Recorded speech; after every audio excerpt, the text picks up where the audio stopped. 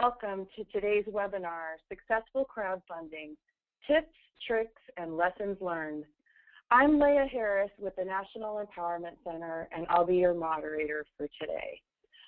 This webinar will be archived, so if you have to leave or anything, we will have it available for you on our website shortly after the conclusion of the webinar.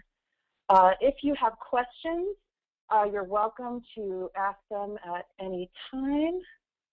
Sorry, one second, technical difficulty. If you have questions, there's going to be a Q&A session at the end of the webinar. You're invited to ask questions through the question function in your control panel. During the Q&A session at the end, you may ask a question via the hand raise function if you'd like to ask a question verbally, and we will take them in the order that they are received. So for today's agenda, I will start off with introducing our speakers, and each one will present, and we will then have our question and answer. So our first speaker will be Oryx Cohen. Oryx was involved in a Kickstarter campaign that raised over $22,000 to produce a film about the Hearing Voices movement entitled Healing Voices. Oryx is a leader in the International Consumer Survivor Ex-Patient movement, and he's currently the director of the National Empowerment Center's Technical Assistance Center. Oryx is featured in Agnes's Jacket, a book by Gail Hornstein, where Oryx and fellow Freedom Center co-founder Will Hall are compared to the founders of Alcoholics Anonymous. Before coming to NEC, Oryx was the co-director of the Western Massachusetts Recovery Learning Community. And then I will introduce Desiree as well right now, who will go after Oryx. Desiree Stage is a photographer, writer, and suicide awareness advocate. She's the creator of Live Through This, a series of portraits and stories of suicide attempt survivors as told by those survivors. Live Through This was based solely in New York City from 2010 until early 2013, when Desiree ran a successful Kickstarter campaign where she raised $1,000 to expand the project to the national level. She's collected the portraits and stories of 66 suicide attempt survivors in 7 cities across the country so far. The project has been covered by the Associated Press and featured in Curve magazine.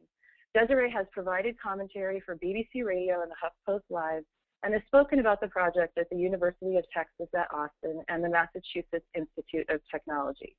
And I will be going last, and I'll introduce myself. I'm Leah Harris, Director of Communications and Development at the National Empowerment Center. I consult on trauma-informed approaches for the National Center for Trauma-Informed Care and on suicide awareness with the Center for Dignity and Recovery, a project of Mental Health America of San Francisco.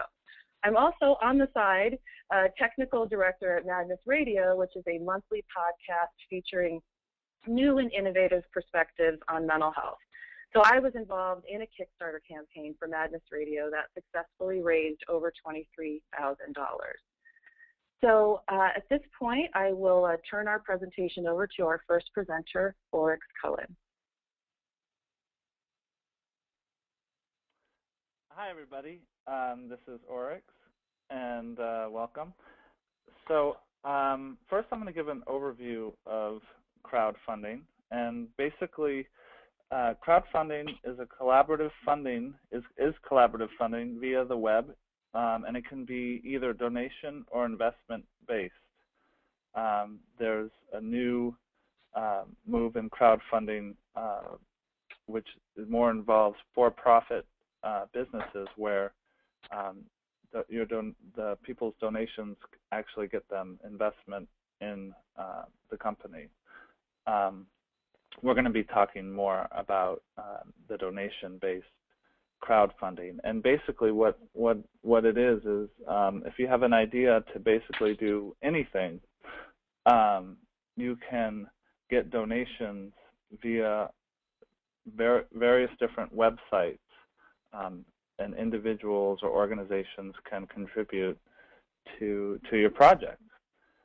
So it's a very innovative way to think about fundraising. Currently, there are hundreds of crowdfunding sites on the web, but only a handful really have developed strong community support and strong markets, and are ones that we would recommend. And you can refer to an article at Forbes.com. It's at the bottom of this slide. And again, this presentation will be available afterwards, so you don't have to scribble this down. We'll have it on our website. But this article on Forbes on the Forbes website is a good one. Top 10 crowdfunding sites for fundraising. And in that article, Kickstarter and Indiegogo are ranked the top 2 crowdfunding websites. And those are 2 of the websites we're going to be talking about today. So when we think about specifically crowdfunding for our peer movement, which is really the topic of today,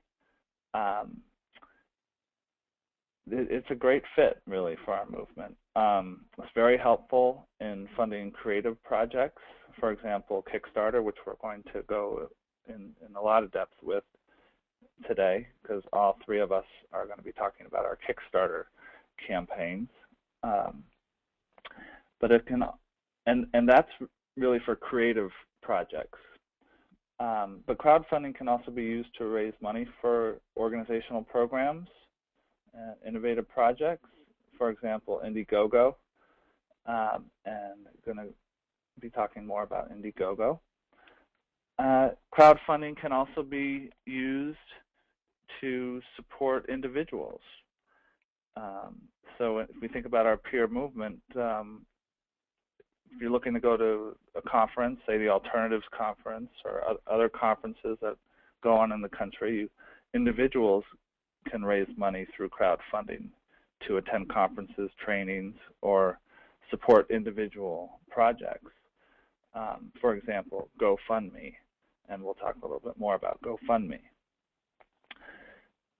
So basically, crowdfunding can be used for pretty much anything.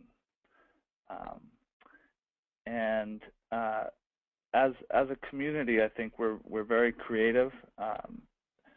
I would say brilliant. We're a brilliant group. Most of us are low income, but together, there's really power in numbers. Through crowdfunding, if you can access enough people, you can fund a lot of different things. It's really a way to give power back to the people through fundraising. So first, I'm going to talk about Kickstarter. So www.kickstarter.com. And Kickstarter only funds creative projects. Okay, so Kickstarter can't be used for your nonprofit or your organizational program. And the areas that Kickstarter focuses on in terms of creative projects: art, comics, dance, design, fashion, film and video, food, games, music, photography, publishing, technology, and theater. So really a variety of things that are creative can be funded through Kickstarter. Kickstarter is all or nothing. So you set a goal for how much you want to raise for your project.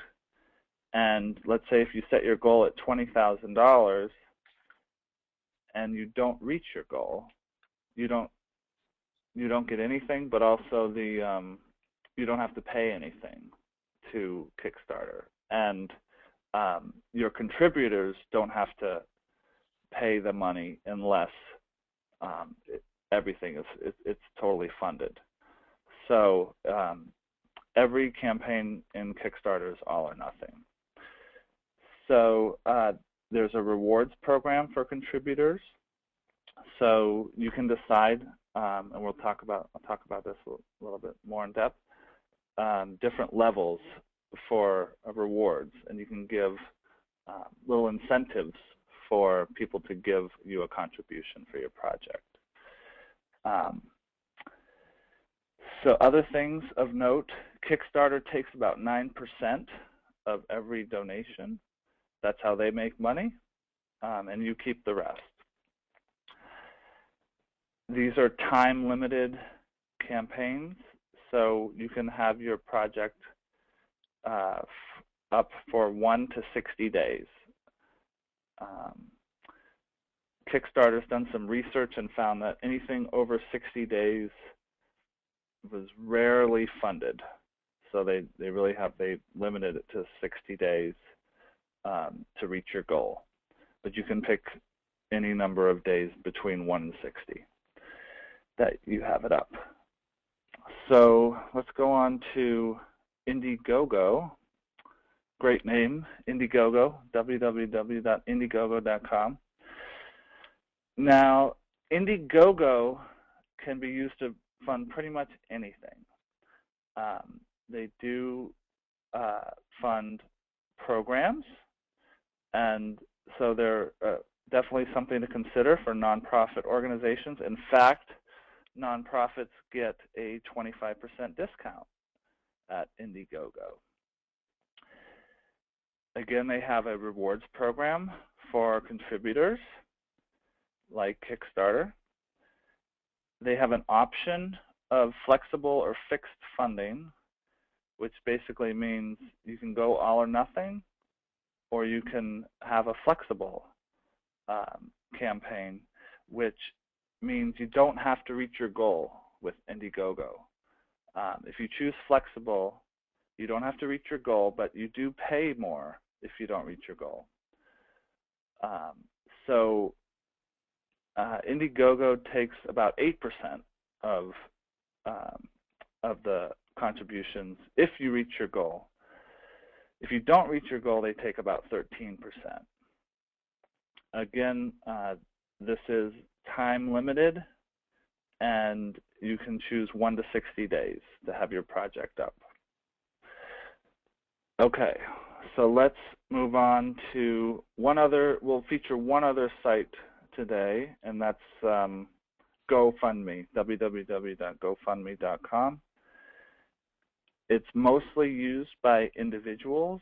Interesting, a lot of people looking to pay their medical bills on GoFundMe, but it can be used for anything for individuals. Like I said before, if you want to go to a conference, you want to attend a training, you want to raise money for yourself to do anything. It can also be used to raise money for nonprofits. So they do have a program where you can raise money for your nonprofit organization if you have a 501c3 status. You have an option for an all or nothing campaign, and if you choose that option, then you can offer a rewards program. Otherwise, there's not a rewards program with GoFundMe. And it's also time limited if you choose the all or nothing, anywhere from 1 week to 3 months. So you can go a little bit longer with that. Otherwise, you can create a page on GoFundMe and have it up forever. It's not time limited like the other crowdfunding sites. So this can be a good option for organizations, just to say, hey, we're great. You know, give us money through GoFundMe and have that web page up forever. Okay. There's a little overview of a few of the crowdfunding sites, and a reminder that we will be taking questions at the end. So if any questions came up for you, feel free to use the question function and ask us. But right now, I'm going to go into an example, and that's what we're going to be doing for the rest of our presentations. And I'm going to be talking about a campaign that I was a part of, and it is Healing Voices on Kickstarter. Healing Voices is a feature-length documentary that I'm co-producing with filmmaker PJ Moynihan. And this is kind of what it looks like. It's, again, the campaign is over. As you can see here, we were successfully funded on October 19th, 2012. And we raised $22,428. So you can raise more than your goal, and you can keep everything that you raise. So again, all or nothing campaign. We made it. We made it to our goal. One thing about an all or nothing campaign that is good is that it creates a sense of urgency, and so everybody kind of gets into it. Your whole community gets involved and is invested in wanting you to reach your goal by the time. Otherwise, the project doesn't get funded. So that's kind of a perk of having the all or nothing campaigns, is this sense of urgency. So I believe we picked a 30-day campaign, and we didn't want it too long, and we didn't want it too short either. So we settled on about 30 days because we figured if we couldn't get it done in 30 days, then it wasn't going to get funded. So, PJ had some previous experience with running Kickstarter campaigns. So if you look at this page, you can see a few things. One thing that stands out is a video, and this is important when thinking about doing crowdfunding, is creating a video, a really good video, especially if you're making a film.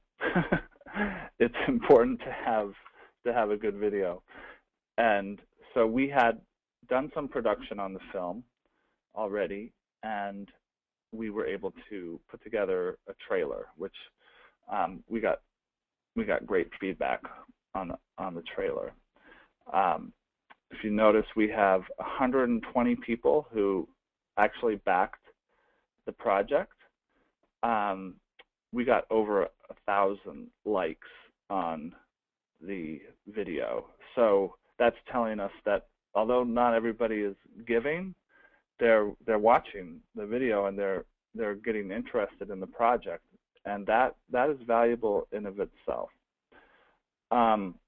If you look at the menu again, you can see there's updates, and we did a total of 8 updates. So that's a way of keeping your online community informed about what's going on with the project. And you can even keep doing updates after the project is funded. You still have that. Anybody who signs up for Kickstarter and will get those updates for your project. So let's look at the next page, and that's if you scroll down a little bit on the Kickstarter website. If you just go to Kickstarter.com and you plug in Healing Voices, this will come up, and you can look at it more if you want. So this is if you scroll a little bit further down. I should mention that this project was done separate. This is a separate project from my work with the National Empowerment Center. This is totally independent of the National Empowerment Center. So here's where you can craft your message, and you have to answer a few questions about your project. So Healing Voices is a feature-length documentary film examining mainstream mental health care and psychiatry in the United States. Boom. What is the film about? And then we go through and we talk about, and very brief and pointed, what the film is steering the ship? P.J. Moynihan of Digitalized Film, etc. What was the genesis of the project? And here it talks about Moynihan partnered with co-producer and psychiatric survivor Oryx Cohen to create a short film, and that was featured on Forbes.com.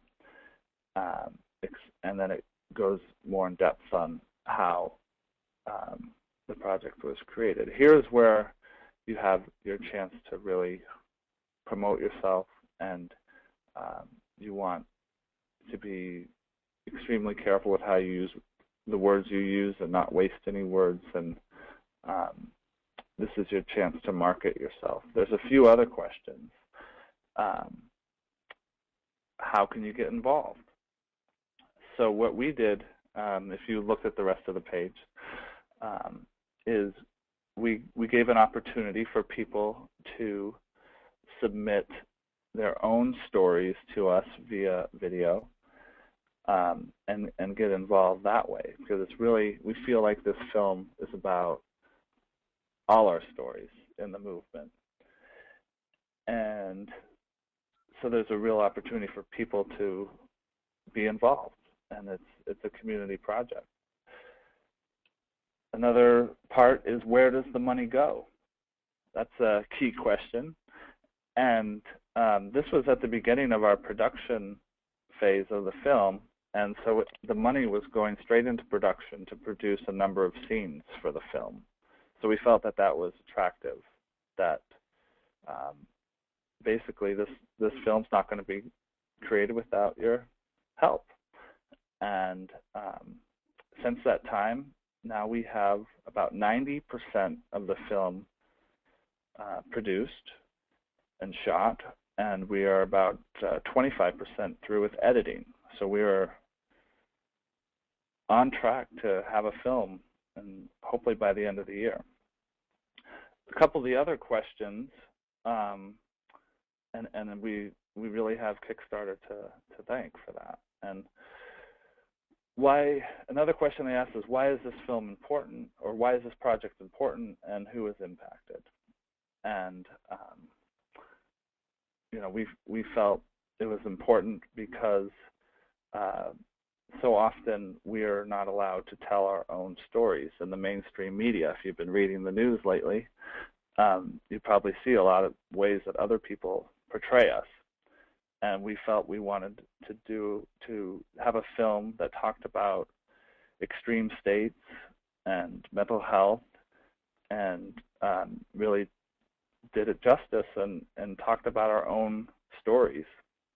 And who is impacted? We really felt like everybody is impacted by mental health issues and trauma these days. So we made an argument that everyone is. So if you look at the right-hand bar, you'll see a little bit about the rewards. And with rewards, this is really important for a successful campaign, because you want to make your rewards attractive, but just practicality-wise, you want to keep these low cost for you and low labor. Low cost, low labor. Attractive, but low cost, low labor is ideal. And for example, with our first level, if you give $5 or more to the project, you get your name listed in the end credits. Well, that's attractive to people, that your name's going to be listed in the film, but for us, it's really no cost and minimal labor. So that's a great reward, because you got to think about at the back end, you're going to have to be able to get all this stuff to people, and you got to think about the cost of that and whatnot. So you can take a look at a couple of the other ones. The $25 or more, we had this opportunity to submit a video message, and with a minimum of 10 submissions being included in the film. Again, a way to be involved in the project, but not extremely labor intensive for us. If you scroll down, I'll just tell you a little bit about some of the other levels. We had a $500 and $1,000 levels that were that gave people licensing rights to screen the film after it's finished, which is actually a pretty good deal. With the $1,000 level, that included a question and answer with the filmmakers, not including travel. But so we got 3, and we marketed these directly to nonprofit organizations, saying, you know, this is a great opportunity to reserve the right to screen the film after it's complete. And we marketed this directly to nonprofits, and we got 3 of the $500 level and 2 of the $1,000 level through doing this. And then we had our big, it's good to have a big level. We had a $5,000 level, which was basically an executive producer credit. So again, it's attractive, but low cost and low labor for us to list somebody as an executive producer. It means a lot to them, but it's not a lot of work for us. So that's how we kind of set up our rewards program. So obviously the Kickstarter campaign was a big success. And what were the keys? Well, you want to have a quality product and quality presentation. So obviously it starts with the product. If you have a great quality project or program or whatever it is you're trying to fund, then that's going to be attractive just because it's quality. And then you have to be able to present it well through a video or and through your words, the words that you choose. So I want to emphasize preparation. We took several months before launching this Kickstarter campaign to get ready for it, to basically think about all the contacts we had, all the organizations that we were connected with, and just let them know that we were going to be doing this Kickstarter campaign to raise money to produce the film. And an example of this is Facebook. We started a group on Facebook that's alive and well today on Facebook. You can look it up, Healing Voices Film on Facebook. And we now have like 800 members. But we built that up to about 400 members before we ever started the campaign. And so right there we had access to a lot of people just through Facebook. We didn't do a whole lot with Twitter, which I know Desiree is going to talk about, but Twitter would have been great to do as well, but we just didn't do it. So we were ready to go on Facebook. All our partners were aware of what we were doing, and we had an attractive rewards program and strategic as well, with having the nonprofit incentive, etc. So basically, once you're ready to go, and it's hard work. It's hard work to plan it, and it's very hard work while the campaign is going on. It's basically every day. PJ and I were a team, and I sent individual messages to all my Facebook friends, basically one at a time. I did copy and paste the message, but I just sending one at a time to all my Facebook friends, emailing to anybody I could think of who might be interested, and then checking on, there's an analytics function on Kickstarter, so checking that regularly to see how your graph is going and if you're on track to make your goal. It's very common to start out quickly because people are excited at the beginning, then have a lull. You can expect a lull in the middle, and then at the end, to make your goal, people pick up at the end usually. So sending thank you notes to everybody who contributes, providing updates on the project and where you're at. It's a lot of work, and hard work leads to good fortune, though. And we didn't know this person, but they contacted us. Somehow they joined the Facebook group, and this person from Ireland gave us $5,000 and wanted to be an executive producer, get executive producer credit. So we got one of the big ones. That helped a lot. But you can also go a long ways with a lot of $5, $10, $25 contributions as well. But we were able to get a big one, which helped quite a bit.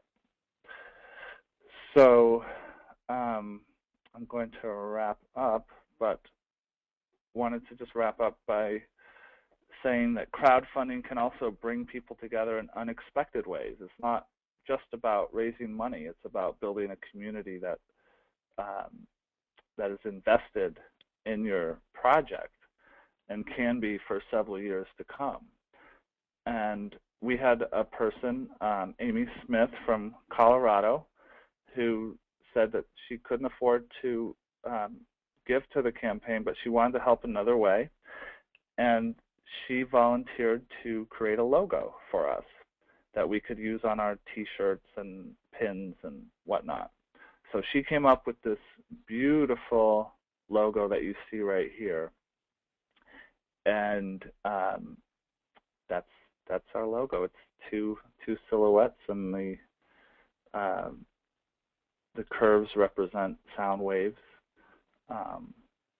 But that's our Healing Voices logo, and so that a way that Kickstarter was able to, and crowdfunding in general is able to give us something unexpected. So with that, I'd like to turn it over to Desiree. Thanks, Oryx. So my name is Desiree Stage. As Leah said, I'm a photographer. Wait, what happened? Oh, whatever. I'm a photographer, writer, and a suicide awareness advocate. I'm based in Brooklyn. I founded this project called Live Through This, which is a series of the portraits and stories of suicide attempt survivors as told in their voices. Essentially, I meet with them, I interview them, and collect their story about their experience with their suicide attempt, what led up to it, what happened afterwards, what their support group was like, what they're doing now. And afterward, I make a portrait. I kind of wanted to show what it was like to look into their eyes. I want to show that a suicide attempt survivor is anybody, can be anybody, any kind of different person, any ethnicity, age group, sexual orientation, gender presentation. So I took that, and I had done, before I ran my Kickstarter, which took me about 2 years to set up, I decided I wanted to collect the stories of attempt survivors across the country. So last year I got that set up at the beginning of the year, and I raised nearly $23,000, which was about $7,000 past my original funding goal. And at that point, I had only worked in New York, and I think, like I said, I had about 15 attempt survivors at that point. And now I have actually gone to 9 cities and collected 86 portraits as of Monday. But I'm kind of going to take you through what is required to build a Kickstarter project. And I just want to continue to emphasize that this is a full-time job. So Don't think you're just going to set it up and leave it there and hope the money comes in, because it won't. It requires it requires every moment. Let's see. I don't actually have access to the mouse, guys. Okay, here we go. Before you launch your campaign, you want to do a lot of research. And the best place to start is Kickstarter School, and the URL is there. You also want to kind of fool around on the Kickstarter website. Look at other projects like the one you want to do. The Kickstarter projects actually stay on the site after they're completed, which makes for a really great resource for people trying to build their own campaign. In my case, I started to look at other photo campaigns. I wanted to see what kind of work these photographers were doing, what their funding goals were, what they planned on using the funds for, how they structured their reward systems, and most importantly, whether they were funded. And if they weren't funded, I wanted to see why. If they were, I wanted to see why, because it's important to study your competition.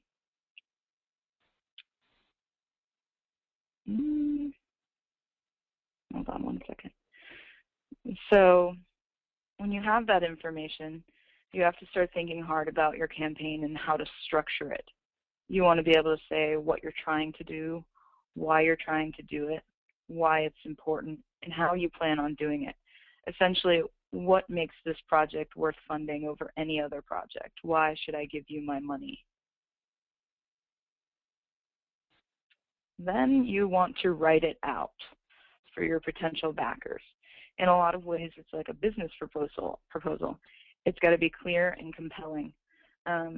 While you're doing this, it's best to show it to at least 3 people and ask them what's unclear about it, what you should change, what you did well, and then rewrite it. I think that I rewrote this several times before I actually launched my campaign. And like Warwick said before, it is all or nothing. But some people aren't familiar with Kickstarter, so mention this. Put it on your page. Mention that if you don't raise it all, you're not going to get any of it.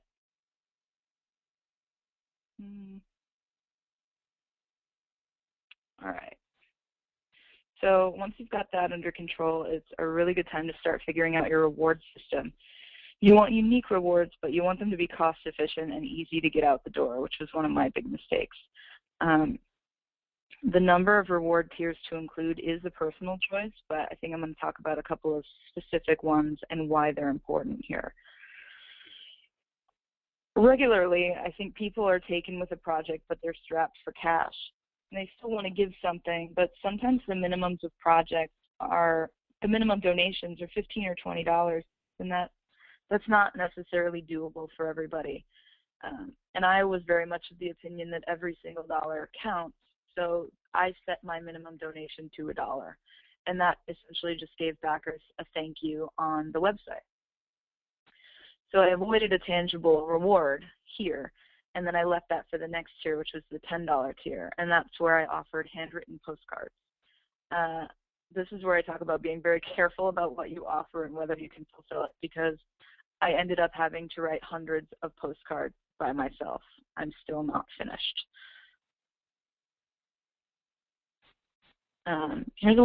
Here's my reward program, and I want to talk a little bit about how I broke it down. The average reward chosen by a backer is at the $25 level, so you kind of want to make this one something people want. You want to make it good, but you want to try and save the better lower tier rewards for $50 or $75 donation levels. So for me, I offered 3 postcards from the road, which were essentially pictures that I had taken while I was traveling and a little note on the back. And I used a company called Postcardly to do this, so it was very simple for me.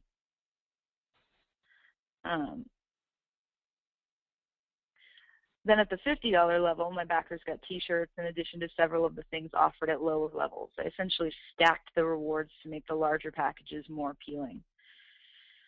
And each tier doesn't need to consist of a completely unique reward. You can create unique groupings, which is what I did at the $35, $100, and $250 tiers. And people started to get a little bit of choice in terms of the rewards that they received. As Oryx said, always, always, always include a really big reward. It's a big ask, and it probably won't happen that someone will fund you at that level, but not allowing for it to happen is a wasted opportunity. For my project, I set up this $7,500 tier, and at that point, I offered to photograph a wedding because I'm a photographer. I wanted to use my skills. I also offered a photo walk at the $500 level, I believe. And I didn't get the wedding, but I did get the $1,000 level, and so that was a portrait session. And it's actually going to be an engagement session in Austin. And I want to talk about, I did some consultation work on a campaign for a friend of mine where she was raising funds to turn her dairy farm into a creamery. And she didn't have a giant reward tier in her initial reward structure. She wasn't thinking outside the box. She was thinking about T-shirts and keychains and vouchers for pints of the ice cream that she was going to make. But I said, what if you allowed your backers to sponsor one of your calves that you're going to get next year, that you're funding, that you're trying to get funded? Or what if you brought one of your backers in for a whole day and showed them your work and your process by making them a farmer for a day? She actually did that and got a couple of backers at that reward level.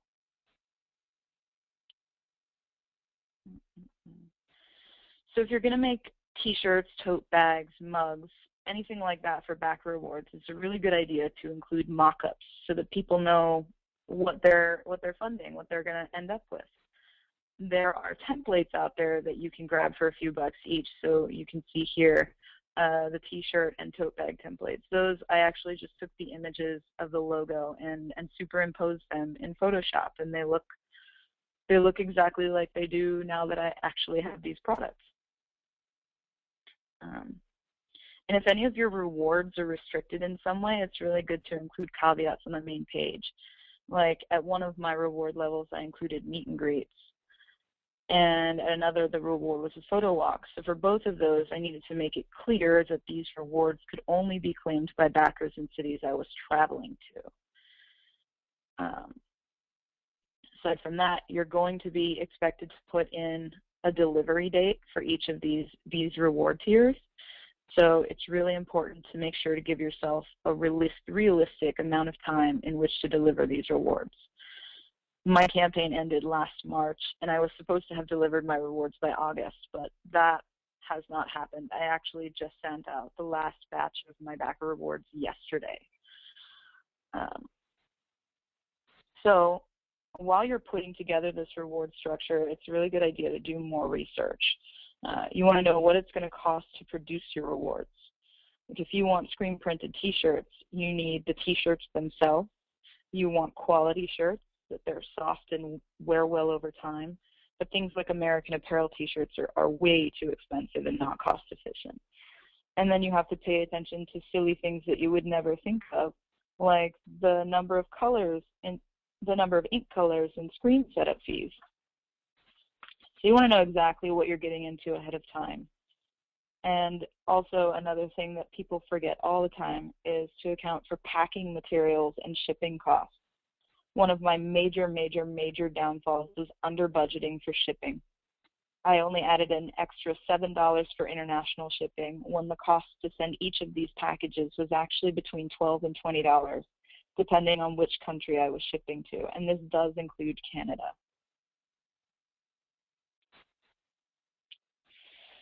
So that leads us to the budget, which is really difficult. And the best way to start is by figuring out how much it's going to cost just to get you going. What is your bare minimum? And then take a little time and daydream. How much would it cost you if you could do everything that you want to do? Write both of these figures down and then find the average. See what that is. Once you've got that, compare it to the numbers you saw when you were looking at similar projects and adjust accordingly. But make sure to account for every dollar you're going to need. And if you do make your initial funding goal, you can always start aiming for stretch rewards, which I am not going to go into here because it's sort of complicated. When you're laying things out on your campaign page, transparency is very important. People want to know why you need this money, how you're going to use it. I reflected this by using percentages, you can see here. And I also included the fees charged by Kickstarter and Amazon. It's between 9 and 10%, I believe. And you also want to pay attention to the fact that whatever you bring in is taxed income. That's something that Kickstarter doesn't make very clear, but it is. So just make note of that. And in terms of budget, many people have Excel worksheets on the internet that they use to help them calculate their budget. I used one. I can't remember which one it is because it was so long ago. But some are geared toward the kind of campaign that you might be running. Like, for example, tabletop games like Cards Against Humanity are very popular on Kickstarter. And I found a spreadsheet the other day that was built just around those kinds of campaigns. And then I'm not going to talk too much about the video because there's going to be a lot of coverage on that. But a good video is key. You want to try and lay out visually what it is you're doing and why it's important. And then you want to be personal. You want to be compelling. You want to show your work. Talk about, again, what's going to happen if you don't reach your goal, and ask people to share it in the video. Ask people to share it on social media, and they will. But if you don't ask, they might not.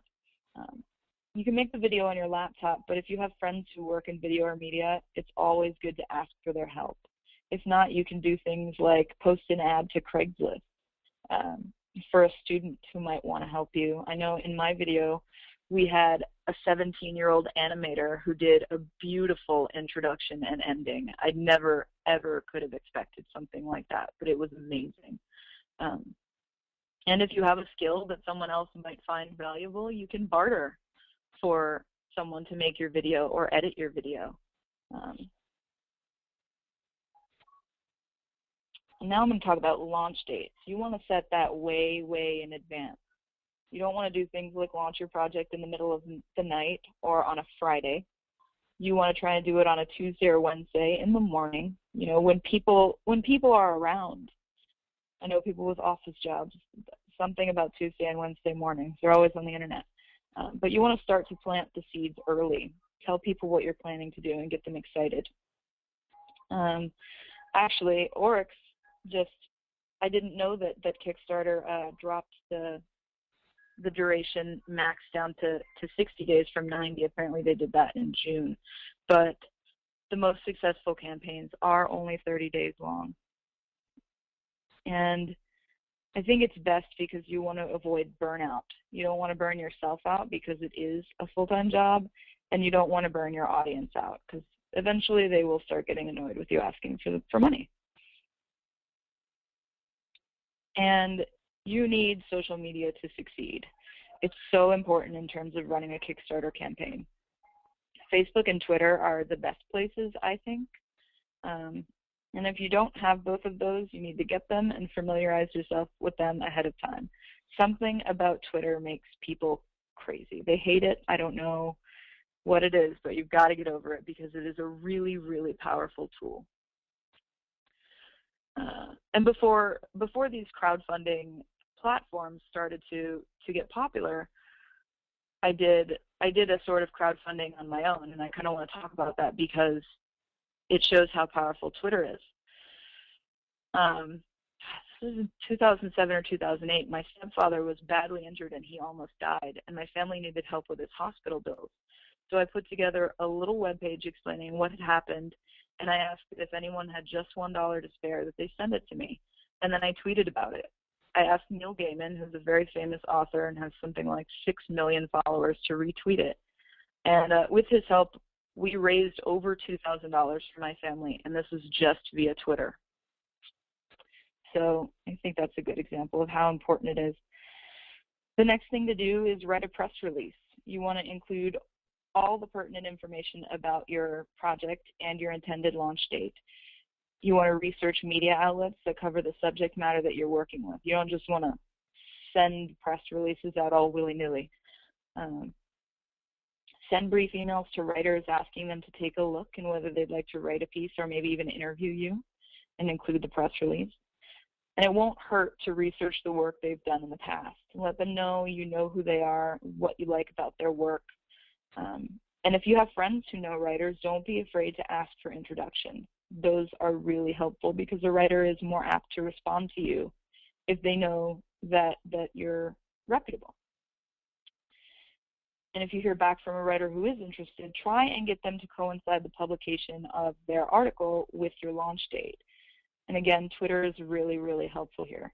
If you can find a writer or a larger media outlet on Twitter, send them a link to what you're doing and bug the crap out of them.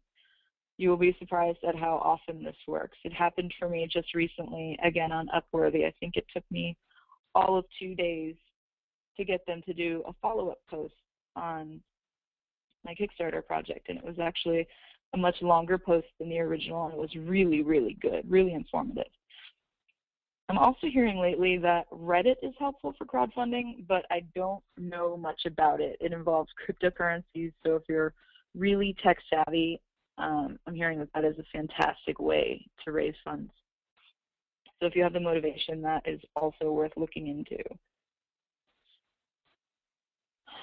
Here is a really great tool to have set up before you even launch your project. It's called KickTrack, and it's an analytics tool that allows you to follow the progress of any campaign. It's a really good way to see whether you're on track with your own project, and it'll show you kind of what you have so far and what you're trending toward at every single day. And there's a plugin on Chrome that will just, you can install it and it will show you the KickTrack chart for any project that you happen to look at.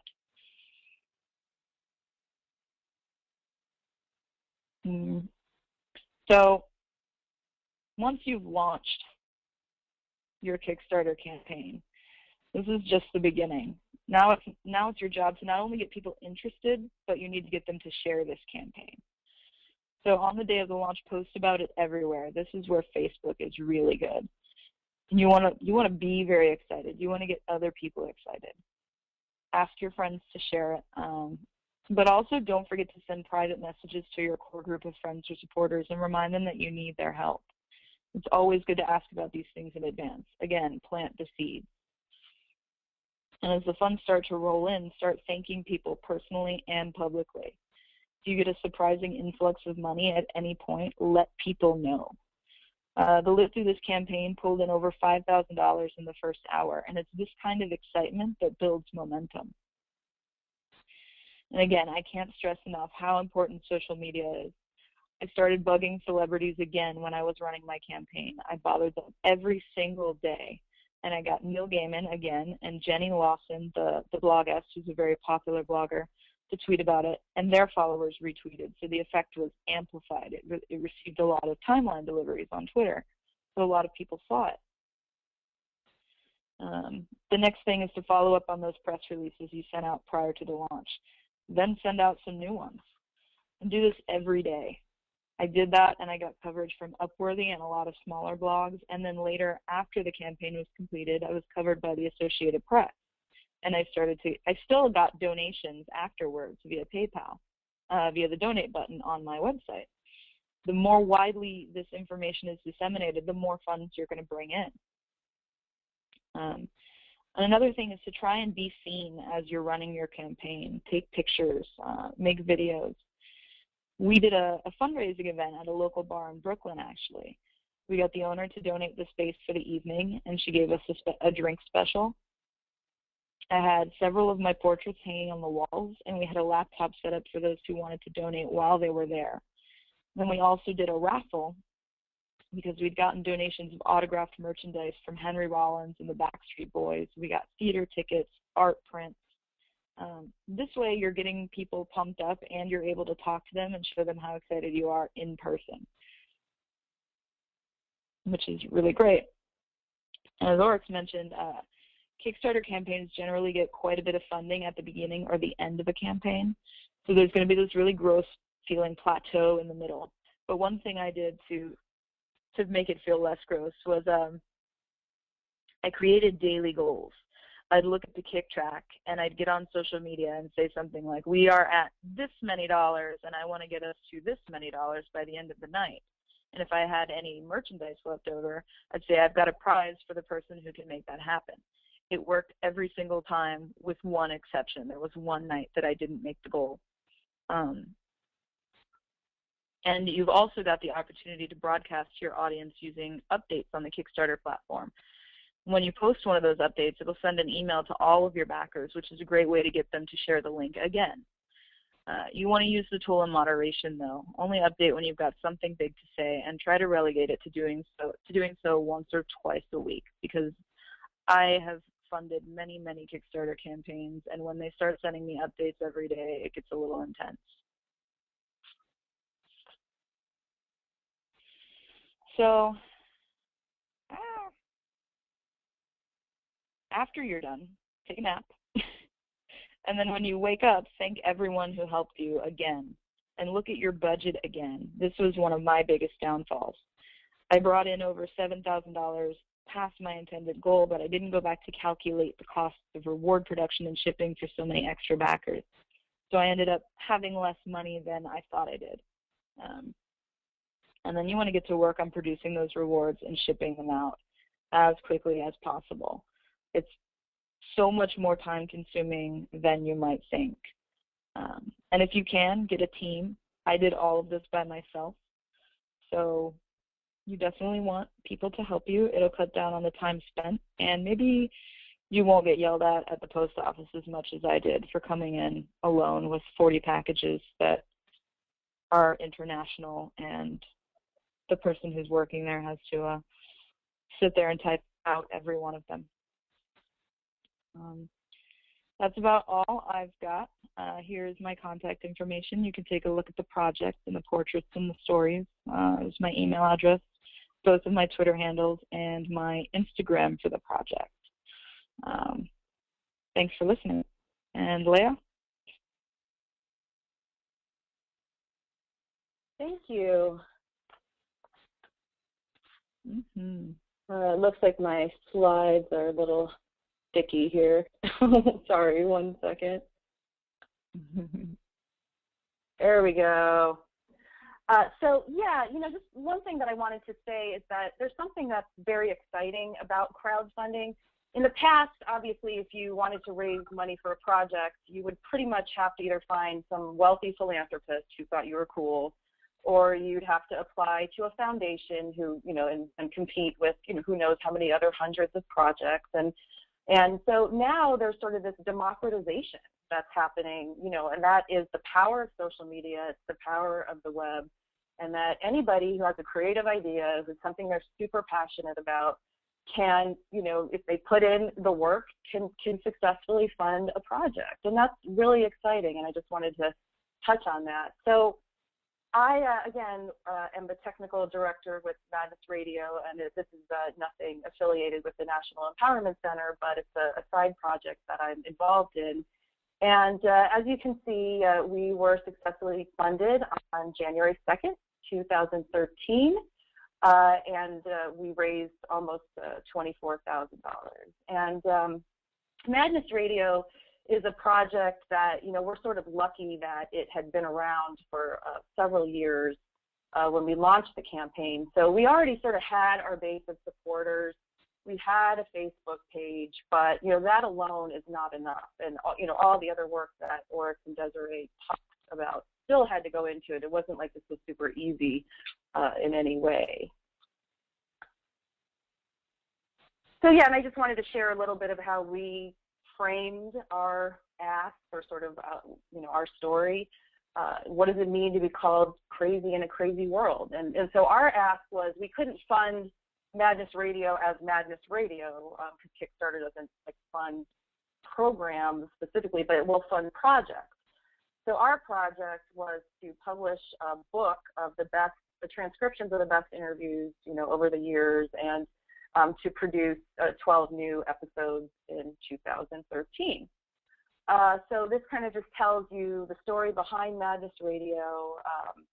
It was our first fundraising campaign, and it sort of just explored how the story of Madness Radio in brief and what Madness Radio is about, which is that, you know, personal storytelling and thoughtful conversation are powerful ways to create change. So we shared our mission and our vision and our purpose. So some of the keys to our success were, again, compelling video, which I will go into in the rest of my presentation. And I want to emphasize that this does not have to be a professional production. I mean, if you can find professional videographers, that's great, but it's not. And if any of you watched the link to our video that we sent out with the publicity, you'll see it's not the slickest thing in the world. You know, we did the best job we could with it, but you know, what is most important is the story that you tell in your video, rather than having like perfect sound, perfect video, perfect lighting at every second. It's really more what you have to say. And again, we utilized our existing Facebook network. So there was, you know, our existing Madness Radio page, and between, you know, myself, Will Hall, who's the host, and the other people that have been, you know, supporters of Madness Radio, we were able to reach out to all of our different Facebook networks, as well as our personal connections. And I too did the same thing that Oryx did, and literally like cut and paste the announcement of the campaign to, you know, hundreds and hundreds of people individually on Facebook. And we also were a bit Twitter avoidant for this campaign, but you know, all the stories that Desiree told shows how, wow, you know, if we had been a little bit more on our game, how much more, you know, funding could we have brought in, and how many more connections might we have made. So the other thing I want to emphasize is that, you know, we're not all superstars like Desiree, who did it all by herself, which is awesome. And if you're up for that, you should do it. But as she mentioned at the end, as much as you can in the very beginning, try to have it be a collaborative team effort. So that's what we had. So we had, you know, Will, who's the host, was in the video, Chaya Grossberg, who's also in the video. So the video tells their stories. Then, you know, I and a few other people were kind of the Facebook reach out, you know, keeping people inspired and excited and keep the buzz going. And so, you know, we were working on that. We had our little social media team on the side. And then at the end, when it, you know, I did some video editing, but I am not a professional video editor, so we got some help from PJ, who also was involved with Healing Voices, and he helped us just kind of figure out any of our sort of last-minute technical issues with the video. The other thing is that, you know, you want to pull together a team as much to the extent that you can possibly, who is really dedicated, who's as passionate about this project as you are, because it is a lot of work. And you know, if people have that energy and that enthusiasm, that's what's going to sustain the campaign over the course of 30 days. And as I mentioned earlier, this was built on an existing support base that we had. But if you're at all, you know, using social media, you ideally have several networks that you're already connected to. So yeah, I just wanted to share this quote by Ira Glass: "Great stories happen to those who can tell them." And as, you know, Desiree and Oryx shared, you know, all the little surprises and connections that came out of their campaigns, you know, shows that not only did they tell a great story, but they were part of a great story. So I'm going to talk a little bit now about you know, the nitty-gritty of how you construct your story, how you think about it, and some tips. So this is a really great website at the bottom. I just want to draw your attention to causevox.com. I just discovered it, and it's actually this amazing repository of information for people who are interested in online fundraising, including crowdfunding, but other forms of online fundraising. So I highly encourage you to check it out. It's a great resource. So the most important thing when you're thinking about your story is not like we want to do this and we want to do that and this is what we did and look at this program and look at that program. And you don't want to sort of laundry list it. What you really want to do is think about how do you convey the social impact that your existing project is, well, the project that you want to fund, or you know what it's coming out of. It's coming out of a larger organizational framework. You want to think about that social impact and try to convey that throughout your video. So by telling the story, you're telling us about the project, but you're also showing the impact, which is really, really important to tie those things together very tightly in how you present it. And what's so important about the stories is you can sort of spin out all these, data and facts about, this many people, for example, 38,000 people die by suicide each year, and that's a statistic, but you've got to tie real life stories to that to really help people feel it in their heart. So through the stories, you develop that emotional connection, and that's so important because when you hit people in their heart with your story, with your crowdfunding campaign, they will take their wallets out. So again, when you're telling the stories, try as much as you can to tell the story of real people. So, Desiree told her own story, and then Oryx's story, and the stories of other people appear in the Healing Voices trailer. And that's a really, really compelling way to think about things. And again, I want to emphasize, this does not have to be slick, professionally produced, perfect. It's really about the heart. And, a guideline is, given that you only have about 3 minutes, you got to think about how many stories you can really feature so that you can kind of get to some depth, at least a little bit of depth with them. If you just kind of flash these like multiple stories, it's not quite as effective. So with Madness Radio, the focus is really on Will's story as the founder and the host of Madness Radio, so why he believes in Madness Radio and why he has been doing this for so many years. But then it also ties together the story of someone who was impacted by Madness Radio. So you see how those two things are connected. It's not just, oh, Madness Radio is awesome, but this is a person who's been impacted. So Chaya talks about how, listening to Madness Radio and listening to all the stories of all the guests over the years, and she herself was a guest on the show, how that, really helped her in her own personal journey of recovery. So you, again, through the telling of the stories, you tell the story of the project, and that is all in that short video. So, we have images of Will here. You can see, doing the radio show. We also have, obviously, video clips. And I just wanted to highlight this one quote, I do Madness Radio out of a real need for connection. And it's sort of those kinds of quotes and those kinds of stories, that really, again, drive that emotional impact, that drives the success. So when you think about your story, there's so many different ways to craft it. There's so many different kinds of stories, but I just wanted to throw out a few broad categories that tend to have a really great emotional impact. So an origin story, like let's say you and your friends are really, frustrated about, the lack of support in your community, and you want to raise funds to start some kind of support network through Indiegogo or something like that, or some kind of a performance that will highlight the need for support in communities. So you can sort of tell that origin story of why this is all important to you and why you're doing the project that you are. And then you can do a social issue story. This is something that's happening in my community. This is a national problem. This is an international issue. And this is why our project is going to make an impact in changing that issue.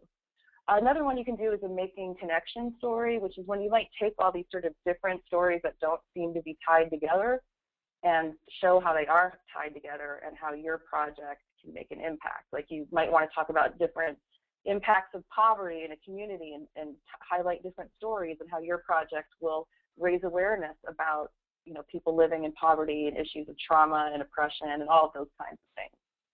And then there's the overcoming adversity story, which I think many of us in this movement are really good at. And so I feel that, you really show how this project is a symbol of your own personal recovery, your own personal journey as the person who's envisioning this project. So I feel that, Madness Radio kind of had a bit of origin story. It had a little bit of social issue, not so much making connection, but definitely the overcoming adversity piece. But you don't have to have all of these. You can just focus on one. And another tip is, again, don't be afraid to be emotionally honest. The stories in Madness Radio, in the Kickstarter video, people really do talk about some intense things and, hint at what they went through in their journey and how, they've made it out. And then, you want to look at really having some great, rich detail. Think about things visually. Obviously, it's a video. But you could use still images. We dropped in a few still images. We dropped in still images of the different guests. We just kind of popped them in one after the other so you can see all the different people who are connected with Madness Radio over the years as guests. You can, again, with the video clips, they don't have to be perfect, just do your best.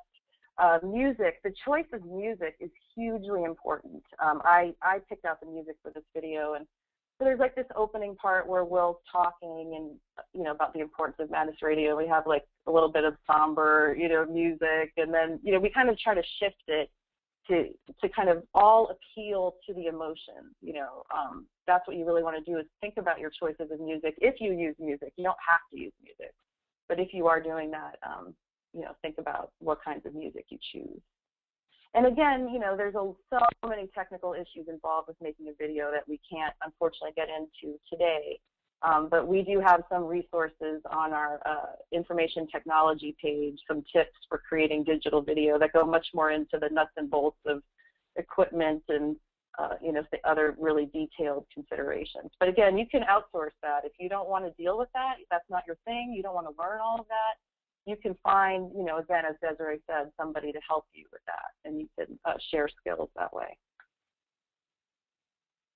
So I just wanted to wrap up by, saying that, as everyone said, crowdfunding is hard work.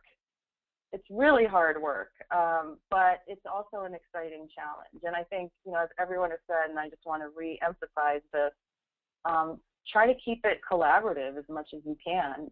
Involve as many people as you can to share the work, and keep it strengths-based. Everybody has different skills and ideas that they bring to the table, and I feel like the success of these campaigns really were about everybody using their unique strengths and leveraging them to really make an impact. And again, you can solicit some friends to help with the outreach, so it's not just you posting every day. We're at the $4,700 mark. Come on, everyone. So it's helpful to have other people who can also be kind of doing your pitching for you.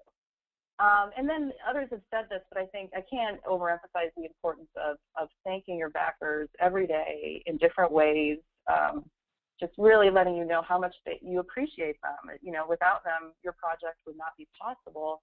And just to really, really be on top of your thank yous. And then another piece is to, make sure to keep in touch with your backers after the campaign is over, because you really want to maintain those lasting relationships. You want to keep them connected to your project over the long term. Even, way after the campaign is over, those relationships are really, really key to the continued sustainability and success of whatever your project is. So we've reached the end of our actual presentation part of the webinar, and at this point would really like to get your questions, comments, anything you'd like to share. And I apologize, I'm having quite an echo. Maybe or while I try to figure this out. I'm sorry. Yeah, thanks, Leah and Desiree. So again, if you have any questions, please use the question function. We've just got a couple of questions, so at this point. So if there aren't any more, we'll. Oh, there's another one just came in. One common question that we always get is, when is this going to become available and how do we access it? We're going to get this up on our website, which is www.power2u.org, in the next couple of weeks, and it's going to be in our information technology section. So if you just keep checking back, we'll also, if you're on our email list, we'll send a notice out about it being available. And feel free to contact us through that info4@power2u.org if you want to be added to our email list. You get about 4 or 5 emails a month. So let's start in with some of the questions. And we had a question: how does Kickstarter select projects, or so if like a lot of people all say they want to do the same thing, how do they select projects. And maybe other people know, the other presenters know a little bit more about the process, but I don't know a whole lot about Kickstarter's process. I just know that they do have a process for selecting projects. I would imagine it's some sort of committee that they have, and they review the projects that are submitted. And I think first and foremost, they're looking for, does this project qualify under our guidelines? Is it a creative project, first of all, and making sure it's not like an organizational program or something like that, and it fits all their guidelines. And they have to like your idea too. If they think you have a bad idea, they're not going to select it. So, they know what they're doing. So if you just getting your project approved by Kickstarter is a great thing, because it is a little bit of a rigorous application process. Did Leah or Desiree, did you have anything to add to that question? Yeah. This is Desiree. Oh, now I have an echo too. I just wanted to say that I don't think they care necessarily about whether there are similar projects so much as they follow the rules. So you can't do anything like raffles via Kickstarter, or you can't have backer rewards made by other people. So it's stuff like that they're just checking for. I don't, and quality, but they don't. As long as you're following the guidelines, it's usually fine.